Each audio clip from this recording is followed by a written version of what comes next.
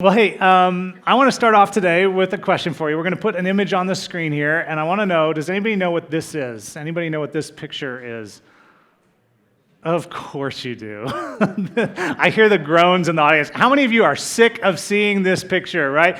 I mean, it's just awful. We're so tired of what this is, the COVID virus that, we've been reminded of. It's been cemented into our brains over the last 12 months.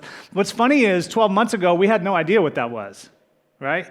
12 months ago, we had no idea, and yet what this serves as is a reminder to us that there is an unseen world. There is an unseen world. There is a world we cannot see. What's funny is if you traveled at all with the pandemic, or if you went out rather and ventured into stores and whatnot, really, the grocery store was the only store that was open. I mean, you looked at other people suddenly as your enemy. For those of you who traveled out, you know what I'm talking about. I mean, you kind of moved to the other side. Or if they started coughing, coughing's been ruined, hasn't it? You can't even have a drink of water and choke on it anymore. And you've got to hold it in, your chest convulsing, you run to the bathroom or outside so, you can let out this big cough because everybody looks at you. They look at you like you are carrying the virus and you are trying to infect them. And it's just terrifying because we've become acutely aware of this unseen world. Who knew? We knew it was important to wash our hands before, but now it's like we just live bathed in sanitizer all day long. It's just so interesting. And modern science has helped us to know, and we've known this for a while, but modern science has helped us to know about this unseen world. But as recently as 150 years ago, people really had no idea. Think about that. People had no idea. There was no hand washing. There was no mask wearing. There was no, sanitary procedures 150 years ago. There was no distancing. And it wasn't until Robert Koch and Louis Pasteur and others began, researching and beginning to understand and shedding light on something that we now refer to as the germ theory. The germ theory, which just means that certain diseases are caused by microorganisms that enter your body from the outside, whether it's airborne or from touch or whatnot, that there are microorganisms in the world around us, this unseen world that we don't even know about, and they can come into us and they can infect us and that they can cause disease. They're too small to see without a microscope, which is why they were called microscopic. But people had no idea. Now, before this, people thought that disease was spread through foul odors. Sometimes they thought it was spread from evil spirits. They really had no idea. And because they had no idea, it led to some very interesting treatments for sicknesses.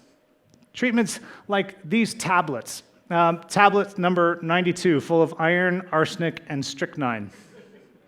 It was to help with sleep, like when you couldn't sleep. Now, the problem was you also couldn't wake up after you took these tablets. Or these ones, the asthma cigarettes. Right? If you have a problem with asthma, just smoke some of these cigarettes and it will help with your problems with asthma. It'll get rid of canker sores and head colds and things like that. Here's another great one. It's the rotting whale carcass. Now, you can't tell, but there's actually a person right in there. You can see his little head in there. And so it was believed that if you spent 30 hours in a rotting whale carcass, it would lead to up to 12 months of relief from the aches and pains that you felt. There was also bloodletting. You're probably familiar with that one. That would help with smallpox and epilepsy. And then this is my absolute favorite one. Parents, don't try this at home.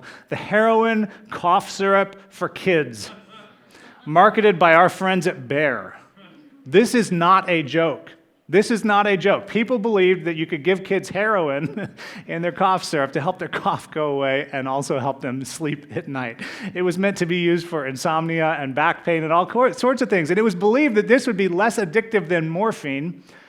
Turns out they were wrong on that one. So you don't see that one anymore. But all these bizarre treatments and more, they came about because there was a lack of understanding of the unseen world. There were surgeons who would perform surgeries with their common clothes on. We had blood-stained clothes and surgeons. We can go ahead and stick the surgeon photo up there. People, they carried their instruments in their pockets. Sometimes they wore their outdoor coats as they went around, from patient to patient to patient.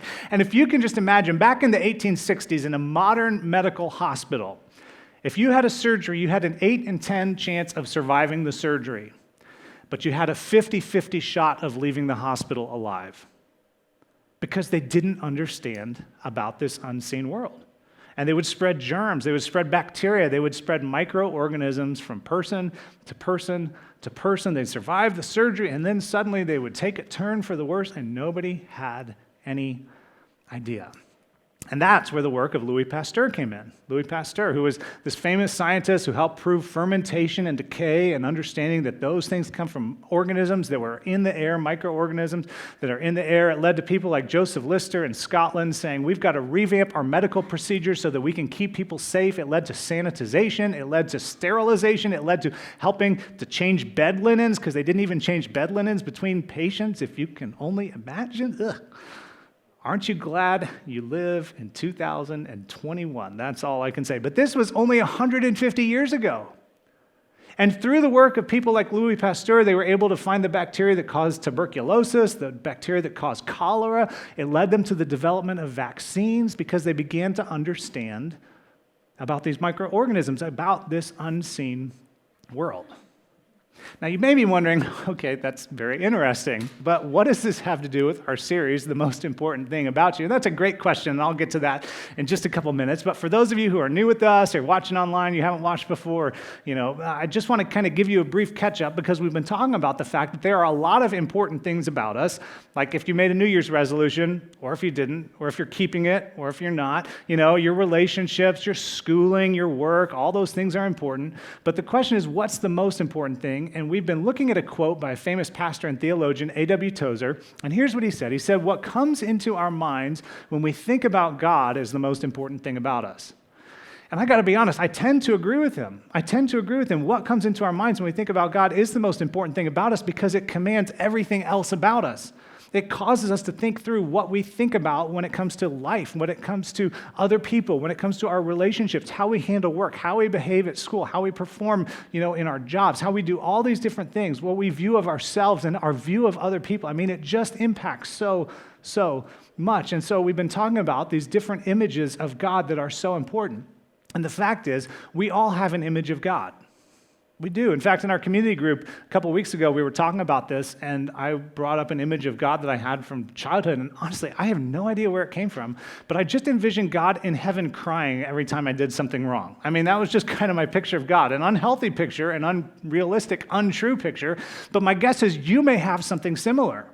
You may have, God in heaven crying, or you may have God in heaven, pointing his finger, or you may have a lightning bolt, or you may have a Santa Claus in heaven, or you may have an old grandfatherly figure. Whatever it is that you have, we all have these different images. And so what we've been talking about through this series is images of God that we can rely on, we can trust, that are trustworthy, that are actual pictures of who God is, such as the fact that God is knowable.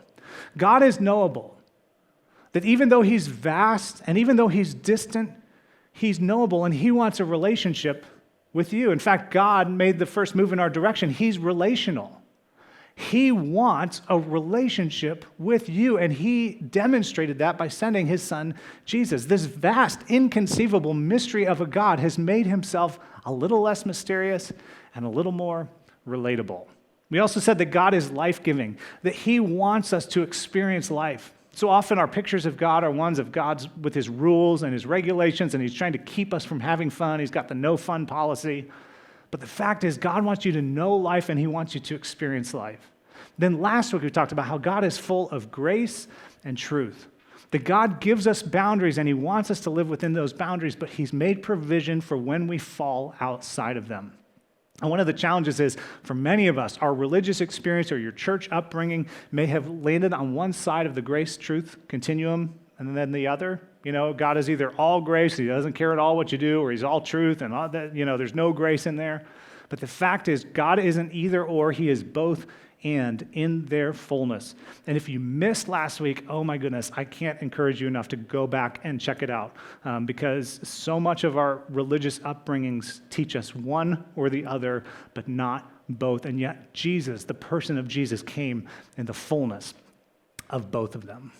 Now here's a question when you look at all these, let me just ask you this. Don't you want a God like this? I mean, really. Don't you want a God who's mysterious but not such a mystery that you can't grasp anything about him? Don't you want a God that is in control of everything, but he's relatable to you and he wants a relationship? Don't you want a God who wants to give you life and wants you to experience life to its maximum capacity? Don't you want a God who will give you some boundaries for how to live life to its fullness, but then meet you when you fall short? I mean, aren't those the things you want when you think about who God is? For those of you with children or grandchildren, when you think about the God you want to introduce your kids or your grandkids to, isn't that a picture of what you want? The good news is this is the God presented in Scripture. When we talk about, John mentioned earlier, our vision of creating a community where all people can connect to God's story, that's the God we want to introduce people to. That's the God displayed in the person of Jesus when he came onto the earth. That's the God we read about in the Bible and that we're introduced to in the Bible. What a beautiful picture of God. But you know one of the hardest things about God? is that we can't physically see him, right? I mean, all those attributes sound really nice, Seth, if I could believe them, but how do I know that they're even true? I can't see God. We didn't walk during the time Jesus walked. We didn't hear Jesus himself teach. And so it all sounds very nice. Wouldn't it simplify everything if we could just see God, right? Wouldn't it simplify everything if we could just see God? It seems that way. But you know, last week we talked about a text that came from the book of John. And in this text, John presents Jesus as God in flesh. Here's what John said. John chapter 1, verse 14. He said, the Word, and he's referring to Jesus, he said, the Word, or Jesus, became flesh. That is, he entered the timeline of history. He entered the world. He put on a human body, and he interacted with people, and he made his dwelling among us. Now, last week we talked about the word dwelling, which is a really important word, and this is a terrible translation because it was originally written in Greek. The original Greek is that God tabernacled among us, which is a reference back to the days when Moses was leading the Israelites through the desert. He was leading them to freedom, to this promised land, and they had this tabernacle. And God descended on the tabernacle in a cloud by day, and he became a pillar of fire at night. And when the Israelites saw the tabernacle, they saw the physical presence of God, and they knew God was with them. And so John, reflecting on Jesus' life, said those who knew Jesus, they knew he became flesh. They knew this was God. This was God tabernacling among us, making his presence known. But even the people who saw him, many of them missed him. Even those who had the opportunity to look God in the eyes, they missed it. Isn't that interesting? There's this great account of a man named Lazarus. If you grew up in church, you've probably heard of Lazarus before. He was friends of Jesus, and Lazarus had two sisters, Mary and Martha. And so one day, Lazarus became deathly ill. The sisters sent for Jesus. They wanted him to come and heal Lazarus because obviously Jesus healed all these people he didn't even know. Of course, he would want to heal their brother. Well, Jesus took his sweet little time getting to the scene. And by the time Jesus arrived, Lazarus had been in the grave for 4 days. So that means he was really dead, not like partially dead as in The Princess Bride, right? I mean, he was dead. 4 days, you're really dead after 4 days. And so Jesus, in the midst of all this emotion, people crying, weeping, Jesus himself wept in that moment. He called Lazarus back to life, and Lazarus came out of the grave. And the people who wanted to see God saw him. There was a group of people who recognized what God had done. John chapter 11, verse 45 says this. It says, therefore, many of the Jews who had come to visit Mary and had seen what Jesus did, that's the raising of Lazarus back to life, seen what he did, they believed in him. It was convincing proof. Have you ever seen somebody come back to life who's been dead for 4 days, like really dead? Of course not. So if you saw that, you'd probably believe too. But here's the thing, not everybody who saw believed. The text continues, but some of them went to the Pharisees, that's the religious leaders, and they told them what Jesus had done. They tattled on Jesus. Then the chief priests and the Pharisees called a meeting of the Sanhedrin, which is kind of like calling the Jedi Council together to decide what are we going to do to solve this problem of Jesus, right? Because he's causing problems. He's raising people back to life. He's giving people this impression of God that's different than the impression of God that we've been giving them. So they continue on. They say, what are we accomplishing? They asked. Here is this man performing performing many signs. I mean, he's doing this stuff we can't explain. It's presenting a different picture of God. We don't like that. They continued on and said, if we let him go on like this, everyone will believe in him. That would be bad, wouldn't it? I mean, that would upset our religious system. And then the Romans will come and take away both our temple and our nation. I mean, they were so concerned that the Romans, they would lose their power with Rome. Now, many Jews felt the Romans were oppressive, but the kind of ruling class of Jews, they had this kind of relationship with Rome where they profited quite a bit, and they had quite a bit of political power, and that wasn't a bad thing in their eyes. And so the idea that Jesus, he would come and upset this, that they would have to leave the God they knew to embrace the God who is. See, Jesus upset the religious environment then just as much as he can upset it now and upset our pictures of who God is now. And sometimes we would rather worship the gods we know. They couldn't bring themselves to see that God was near. Isn't that incredible? I mean, think about it. They saw him raise somebody from the dead, and they couldn't bring themselves to see. They were so close to the unseen God. And yet, they missed him. And for us, we don't get the privilege of seeing God face to face. We don't get the burning bush like Moses had or the parting of the Red Sea. We don't get to see Jesus raise somebody back to life. We don't get to see all those different miracles performed. And so as a result, sometimes when we think about faith, isn't this true? Sometimes believing in God feels more like buying fire insurance to make sure we make it in the end, that when we die, we have somewhere to go. Maybe you've even had that question asked before, what's going to happen? Do you know what's going to happen to you when you die? Do you know where you're going when you die? That's what we relegate faith to. And like this billboard, you've probably seen one like this. Where are you going, heaven or hell? The fiery pit or glorious clouds? Which do you prefer? I mean, which direction are you headed in? Now, I'm not going to ask you to raise your hands to answer if you know where you're going when you die, but it's actually not a terrible question at one level, but it's an incomplete question because it relegates God to simply, this guarantee of something that comes, a guarantee of our destination after death. But I'm telling you, God isn't simply a guarantee of our destination after death. God is present now. And if we open our eyes, we will have the privilege of seeing him at work every day.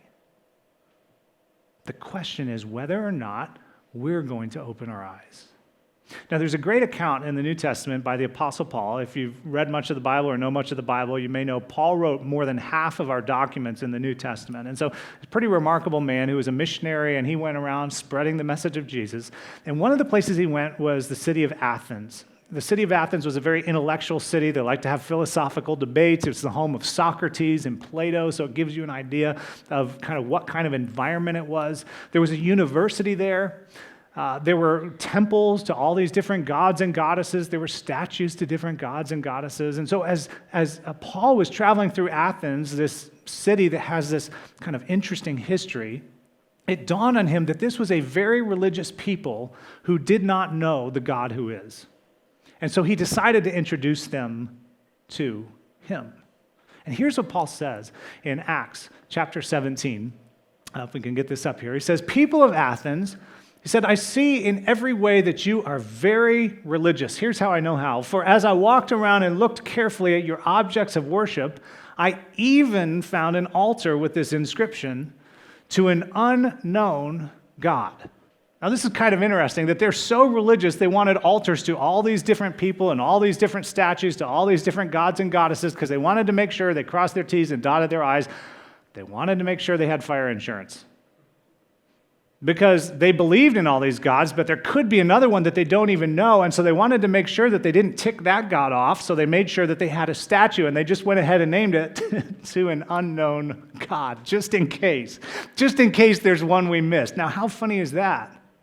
But maybe you can relate to that a little bit because that's the whole concept of, I'll show up at church, I'll do my thing because just in case God's there, I'll pray the prayers, I'll take communion, I'll light the candle just in case because I don't want to miss out. I want to make sure, that my destiny is fulfilled. Well, Paul took this and he used it as a leverage to explain to them, you know what, there actually is a God you don't know. And let me introduce this God to you. Here's what he said. He said, the God who made the world and everything in it, which our first week of the series, we talked about God being a creator God, the one who created all of this. Paul says, this unknown God that you're referring to, he's the one who made the world and everything in it. It's the Lord of heaven and earth and does not live in temples built by human hands. You've got all these marvelous temples here, but let me just tell you something about this God, Paul says. He's bigger than you think. He doesn't fit inside your temple. He doesn't fit inside this room. Did you know that? There's a reason we call this an auditorium and not a sanctuary, because we don't believe God lives here. We don't believe that there's some holy place where you have to go and you have to go to meet with God. In fact, what Jesus said is that the temple is no more, the tabernacle is no more, but holy now rests on people, that the Spirit of God comes and rests inside of people, that holy now is not a physical building, it's in a physical person. That holy lives inside of you. There's nothing, Paul says, that you can build that would contain God. He goes on, he says, and he is not served by human hands as if he needed anything. Because if God needed something, it would make him less than God. You can think about that for a little bit. But if God needed something, it would make him less than God, and so that means he couldn't be God. So there's nothing you can give God that he actually needs. Rather, Paul says, he himself gives everyone, what's this word? Life. He gives everyone life and breath and everything else. See, here's what Paul was saying, and it's so important. I don't want you to miss this. If you have ever wondered if your life matters, if you have ever wondered if your presence here on this planet matters at all, teenagers, I know when you're in middle school, high school, there are times when you just wonder, does my life matter? We all have moments in time where we wonder, does our life matter? Here's what I want you to do. It's kind of silly, but just play along with me for a second. Put your hands on your chest for just a second. And I want you to take a deep breath. And then I want you to let it out. And do it one more time. Do you feel that respiration? Do you feel your breath? Your very breath is an indication that your life matters because God is upholding your life. God is the one who's allowing you and giving you the privilege of even breathing. We sit here and we wonder, where is God? And yet every respiration we take is an indication that he's there. People look for God everywhere. They fly up to the sky. They plumb the depths of the ocean. I don't know what they're expecting to see, some white-bearded man up there, maybe. All the while missing the fact that God is so near. The message of Paul is look around you. Look around you and recognize that every breath you take is a declaration that God is, that he's enabling you to have life. Look at the vastness of the universe. Look at the beauty of a sunset. Listen to the crashing of ocean waves. Look at the smile on a baby. Smell the smell of a baby. A smile on a face. The feeling of being loved, the feeling of loving someone else, of being in love. Every time you take a bite and your mouth explodes with flavor, and you take a drink and your thirst is quenched, those moments and so many more are all declarations that God is. He isn't in those things. He isn't a drink. He isn't a rock or a tree or a sunset, but God's presence is very very close. Paul went on, he said, from one man, he made all the nations, which is a reference to Adam, from whom we can all trace our lineage. And his point is that we're all valuable. Every one of us, regardless of your gender, your nationality, your race, it doesn't matter. We're all of equal value before God. From one man, he made all the nations that they should inhabit the whole earth. And he marked out their appointed times in history and the boundaries of their lands. Now, I just want you to know that the they he talks about is you. You are they. That God has marked out your time on this planet, that he has given you breath to breathe. He is the one who enables you to look around and to enjoy nature and to enjoy food and to have a relationship. He is the one who is upholding you. And why would God do that? Why would God appoint this time for you to be here on the earth? Here's why. He said God did this so that they, and again, you're the they, so that they would seek him and perhaps reach out for him and find him. Because he wants a relationship with you. And Paul said, as much as this God is far off and he's distant, he says, though he is not far from. Where do you think God's not far from? Is God not far from nature? Is God not far from the religious people, the churchy people, the read their Bible people, the perfect people? Do you know who Paul says God's not far from? He says he's not far from any one of us. So I want you to play along with me again. I want you to take a look at the person sitting next to you, to your left or to your right. If you're watching online, you can participate too if there's someone in the room. If there's not someone in the room, you can just imagine somebody, whether it's your best friend or your worst enemy, it doesn't matter. Just look around you. And what I want you to do is to recognize that the God who is not far from that person. That God is not far, that their life is being upheld by this creator God. Now, I got to tell you, that has some implications for us, doesn't it? That God isn't far. When we think about the people in our lives, when you think about your in-laws, maybe you have a good relationship or maybe you don't. When you think about the annoying people at work that you work with, that you get frustrated by. We think about the people at school, in the locker room, around the lunch table, on the team, that frustrate you. When you think about when you go to the store and you look around and you see the different people there, the God who is not far from them. I'm telling you, my friends, that should change the way we look at people. It has to change the way we look at people because we can look through this different lens of what we would call God's immanent presence, that the God who is always near. And when we do that, it allows us to begin, rather than being critical of others, to see the good in others, because any good that comes from them is because God's thumbprint is on their lives and he is upholding their life. If only the good thing is that they breathe in and out. Because in breathing in and out, they declare a good God's presence. I'm telling you, there is freedom in that. People wonder, where is God? Where is God? Do you know the answer to where is God?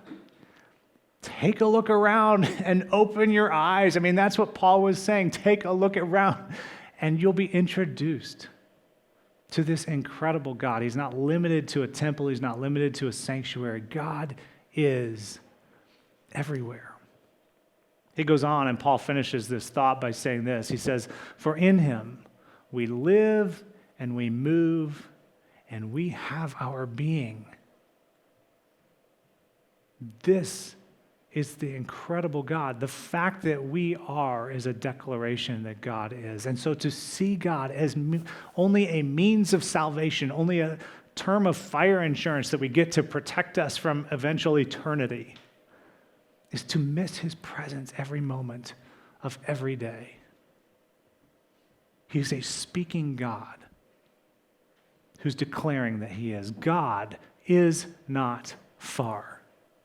God is not far, even when you think he is. His presence is very, very near. So let me ask you the question. Do you see him? Do you see him? When you think about your own life, do you see God? I think about the people of faith that I look up to. They're not people who are perfect. They're not the ones who, their lives have just never had any issues, never had any challenges, never had any difficulties. Because sometimes we can think, well, if God is present, then my life should be easy and my life should be perfect. But the truth is, we live in a broken world, and in the midst of brokenness, nothing is perfect. And yet we look around and we see people who, in spite of the loss of a child, in spite of a crippling diagnosis, in spite of a separation or a divorce, in spite of a loss of work or employment, in spite of a natural disaster, in spite of all sorts of things, we see an unwavering recognition of God's presence, even in the midst of difficulty. I love missionary stories because there are some men and women who have given up a whole lot to believe that the God who is present. And one of those is a man named Jim Elliot. Maybe you're familiar with Jim Elliot. He traveled to Ecuador to minister to an unreached people group. And he and 5 others thought they were making friendly contact with this group of Indians or natives. And 10 warriors essentially came and killed all five of the guys who were there. Jim Elliot believed the God who is near and he's present and he wants to reach these people. And he lost his life. And then his wife, and he had a daughter at the time as well, they could have gone home, but they decided to believe that the God who is near. And they continued ministering to people in Ecuador, and eventually she went back to the same tribe of people who had killed her husband and was able to share the message of Christ with them, and many came to believe. Because she believed that God isn't far off. The Apostle Paul, he believed the same thing as he taught over and over and over again. In fact, there were letters that he wrote from prison, and in one of them, he says, I can do all things through Christ who strengthens me. I just know God isn't far off, and in spite of the circumstances I'm facing and the difficulty I'm in, I know God is near, and I can do all things because I know he's going to strengthen me for the moment. Do you know why God came near? He came near because he cares so much about you. He cares so much about you so that if you were the only person left on the earth, he still would have come near. He still would have paved a way for a relationship with you because he's just not far off. Maybe you know someone who needs to know that God isn't far off. When you think about other people, do you recognize God isn't far from them? I got to tell you, when I started studying this, I work on sermons 2 to 3 weeks in advance, and man, when I just sat with this, and I started thinking about the way I treat other people and the way that I look at other people, failing to recognize that the God who is not far from them, it's begun changing the way I see people. It frees me from a need to be critical and to point out how they're not doing what they should be doing, or they stink at their jobs at whatever restaurant or store or whatever. Or, it frees me up to say, what is the good that I can recognize in that person's life? Because whatever good there is an indication of God's presence. And maybe the reason why they're so far from God, seemingly in their own minds, is because nobody's taken the time to actually introduce them to the God who is. Nobody has taken the time to see the good in them. And what an opportunity you and I have. Maybe that's why God put you there. Maybe that's why God put you in the relationships that you have, because he wants you to take an opportunity to see the good in them, because God isn't far from any one of us. And the question is, will you pause long enough and slow down long enough to see the good? To see the good that exists. Here's a question. What would it do in the lives of others? What would it do in the lives of others if you began to treat them as though God isn't far from them? Because he's not. He's not. His presence is everywhere if we'll just open our eyes. If we'll just open our eyes and see it. And let me ask you this. How would your life change if you believed the invisible God is near? When it came down to germ theory, as people began to understand this unseen world, it changed the way they did medicine. They started sanitizing environments. They started, big shocker, changing bed linens. They started sterilizing instruments between patients to the point where now in 2021, you can feel fairly confident about going to the hospital and getting a normal surgery and not dying in the process. The unseen world was always there. They just weren't aware. And my friends, the same is true with our Heavenly Father. God's presence, His unseen presence is there. If we're willing to recognize it, if we're willing to see it, if we're willing to open our eyes. So as we close, there are two prayers that I want to give you that I think can be helpful for us. In fact, I think these are so important. I put reminders in my phone, daily repeating reminders, one at 6 a.m., one at 10 p.m. Here's the first prayer. It's this: God, help me to see your presence today. I just want to wake up every day and pray, God, help me to see your presence today, because it is around. It is here. It is everywhere I go. So help me to see it. Help me to be aware of this unseen world. Even in the difficulties, even in the challenges, I'm making a decision to declare that the God who is near. That's what faith is. It's confidence in things that we can't see.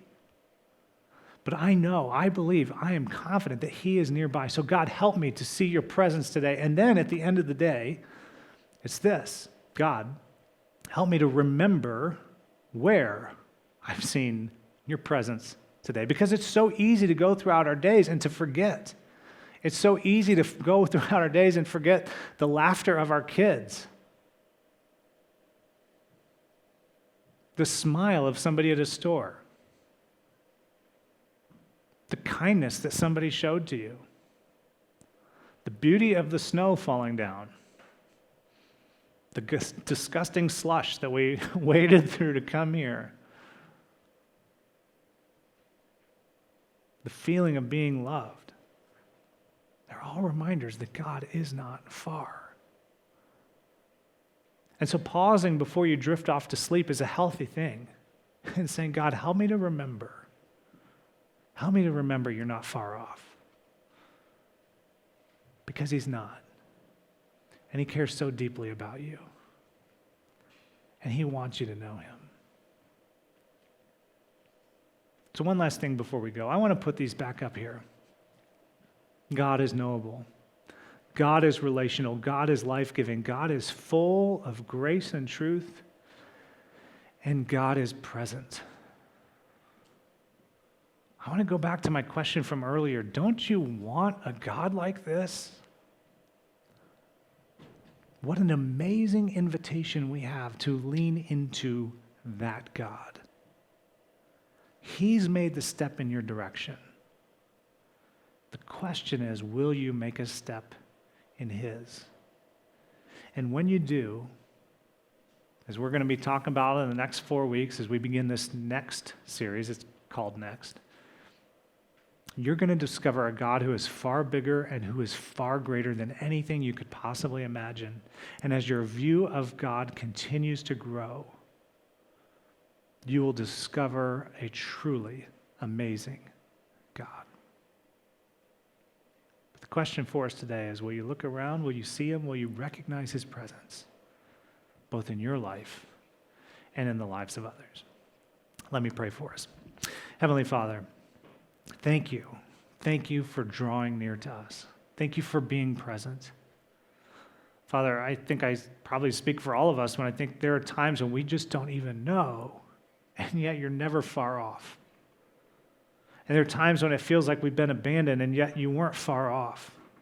There are times we've been looking for something physical, and yet you weren't far off. And so, Father, I just pray that you would help us to see, that you would help us to recognize, that we would see your presence in our own lives, and we would look for your presence in the lives of others, that it would free us from being hypercritical, it would free us from being condemning, that it would free us to see the good that you are.